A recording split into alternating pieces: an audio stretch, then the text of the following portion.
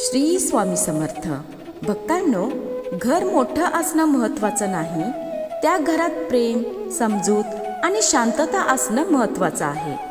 काही घरात सगळं असूनही मन दूर जातात. अशा वेळी काय करावं? स्वामी समर्थ आपल्याला सांगतात, आधी आपल्या मनात शांतता आणा, कारण एक शांत मनच घरात प्रेम पसरवू शकतं.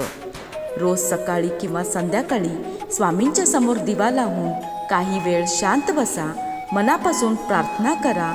स्वामी, आमच्या घरातील राग, गैरसमज दूर करा. आमच्या घरात प्रेम, एकता आणि सुख शांती ठेवा. त्यानंतर प्रेमाने म्हणा, श्री स्वामी समर्थ, श्री स्वामी समर्थ, श्री स्वामी समर्थ. 108 वेळा जप करता आला तर करा, नाही जमलं तरी श्रद्धेने काही वेळ नामस्मरण करा.